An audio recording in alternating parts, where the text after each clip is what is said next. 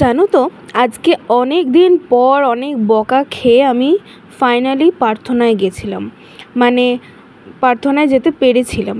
প্রত্যেক দিন মা বাবা আমাকে বকে বকে আর কি, মা বেশি করে আমাকে বকে বকে আমাকে তুলতে পারে না মানে কি বলো তো, আমি না সকালবেলা ঘুম থেকে উঠে কোথাও যেতে গেলে আমার ভীষণ কষ্ট হয়। মানে আমি প্রত্যেক দিন কিন্তু বাড়িতে উঠে প্রার্থনা করি, কিন্তু আবারও শুয়ে পড়ি। এবার কোথাও গেলে প্রার্থনা করতে মন্দিরে গেলে সেটা তো আর হবে না, সেই জন্য সেটা আমি ভীষণ কষ্ট পাই আর কি। তো যাই হোক, আজকে সমস্ত বাধা কাটিয়ে ঠাকুরকে বলেছিলাম, ঠাকুর আজকে যেন আমি যেতে পারি, নাহলে মা আজকে আমাকে পিটিয়েই দেবে। তো যাই হোক, ফাইনালি আমি ঘুম ত্যাগ করতে পেরেছি, করে সকাল সকাল উঠে চলে যাচ্ছি এখন মন্দিরের দিকে। আর এখানে আমাদের তখন প্রার্থনা সব কমপ্লিট হয়ে গেছিলো। অবশ্যই প্রার্থনার মাঝখানে তো আমি আর ভিডিও করব না, করলে আমার মা আমাকে আস্ত রাখবেও না। তো তারপর এই দেখো, এটা হচ্ছে আমাদের এখন ছোট্ট কেন্দ্র মন্দির, আমাদের মন্দির হচ্ছে। আর দেখো, তারপর আমরা সবাই বাইরে বেরিয়ে চলে এলাম, কারণ বাড়ি আসবো। আজকে আমাদের বাড়িতে আছে অন্নপ্রাশন, মানে আজকে আমাদের বাড়িতে অনুষ্ঠান আছে একটা। আমার এক বোনের অন্নপ্রাশন, পুচকি বোনের অন্নপ্রাশন।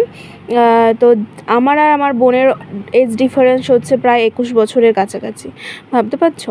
তো ওরই আজকে অন্নপ্রাশন, সেখানে যাব। তার আগে কিছু টুকটাক কাজ আছে, সেটা করতে যাব। মানে একটা ব্যাংকের কাজ আছে, তো সেটার জন্য আমি একাই যাচ্ছিলাম, সেখানে যাব। আর কিছু টুকটাক কেনাকাটারও করার আছে, সেইটুকু করে বাড়ি চলে আসব। আর আজকে কি ভেবেছি বলো তো, যেহেতু পুজোর কোনো জামা ভাঙা হয়নি, মানে পরা হয়নি, তাই ওই পুজোর যে কোনো একটা জামা থেকে জামা পরে আজকে যাব। কারণ পুজো জামাগুলো কবে আর পরবো বলো, প্রত্যেকটা ভীষণ শখ করে কেনা, তারপর অনেকে দিয়েছে, তো সেগুলো তো পরতে হবে না। তো সেই জন্য আজকে আমি ওখান থেকে একটা পরবো। তারপর বাড়িতে এসে দেখলাম যে বাবা জলখাবার নিয়ে এসছে ওখান থেকে, মানে ও বাড়ি থেকে। আর এই দেখো, আমাদের গদাই এসেছে, এটা হচ্ছে আমার পিসির ছেলে। আচ্ছা, ওর সাথেও আমার বয়স এজ ডিফারেন্স প্রায় 20+ এরকম, মানে ভাবতে পারছো আমি ওদের দিদি, ওরা আমার ভাই বোন। তো দাঁড়াটা খুলে নিয়ে তো বলেছিলাম আজকে আমাদের অন্নপ্রাশন বাড়ি, মানে আমার এক বোনের অন্নপ্রাশন, কাকার মেয়ের। তো আমি রেডি হয়ে গিয়েছি। আর এই সানগ্লাসটা অবশ্যই পরে যাবো না, একটু ফটো তুলছিলাম সেই জন্য পরেছিলাম। তো আমি পরেছি কট সেটটা, যেটা এবছর পুজোতে বাবা আমাকে কিনে দিয়েছে।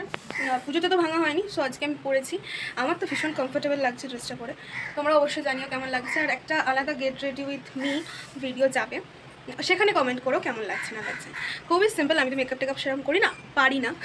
তো লাইনার কাজলও পরে নিয়েছি, কারণ এই গরমে না কাজল বলে দেখছি খুব স্মাচ হয়ে যাচ্ছে। পুজোর সময় 2-3 দিন পরে দেখেছিলাম, সেই জন্য লাইনারটাই পরেছি, লিপস্টিক, একটু ময়শ্চারাইজার, ব্যাস আমার ডান।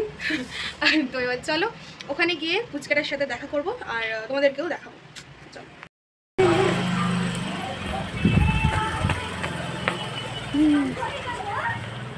আমি একাই এসছি। হ্যাঁ, বেরিয়ে জল পড়েই যাবে ওটা। আয় সুন্দরী, একটু আয় দেখি ক্যামেরায় আয়। সুন্দরী মানুষ, কি পড়েছিস? ফ্রক। খুব সুন্দর লাগছে, ওটা ফটো তুলে দিয়েছে। আমাদের সুন্দরী যা পরে তাতেই ওকে সুন্দর লাগে। আর আজকে দেখছি মায়ের সাথে পুরো ম্যাচিং হয়ে গেছে, একদম বেবি পিঙ্ক কালারের দুজনেরই। তো তারপর ওখানে গিয়ে দেখলাম ভেন্যুতে খুব সুন্দর সাজিয়েছে, ওদের ওখানে থিমটাও ছিল পিঙ্কের ওপর। তো ভীষণ সুন্দর লাগছে সাজানোটা। আর এর জন্য আলাদা সেপারেট ব্লগ আসবে পুরো অন্নপ্রাশনের, তার সাথে খাবার ব্লগও আসবে, সেই জন্য আমি ছোট্ট করেই দিয়েছি। আর আমাদের পুচকিকে দেখলে তো, আমার ছোট্ট পুচকি রাই, তো ওরই অন্নপ্রাশন, তো সেটা তো পরে শেয়ার করবোই। তো তারপর খেয়ে দিয়ে একটুখানি বসে গল্প টল্প করে চলে আসছি বাড়ির পথে, কারণ আমাদের আবার কেন্দ্র মন্দিরে যেতে হবে। বিকেলে প্রার্থনা রয়েছে, মিটিং রয়েছে, মা যাবে, আমার শরীরটা ভালো লাগছিল না বলে আমি আর যেতে পারিনি। তো আজকে ব্লগটা এতটাই। আর ওকে দেখো, মানে কারোর হাত ধরবে না, আমার হাতই ধরবে, আমাকে ভয়ও পায়, এদিকে আবার আমার সাথেই আসবে যাবে। আমাকে বলছে একটা তো সেন্টও লাগিয়ে দিতে পারতিস বল। তো যাই হোক, চলো আজকে ব্লগটা এতটাই। সকলে ভালো থেকো, সুস্থ থেকো, দেখা হবে নতুন কোনো একটা ব্লগে। আর অবশ্যই কিন্তু লাইক, কমেন্ট, সাবস্ক্রাইব করো।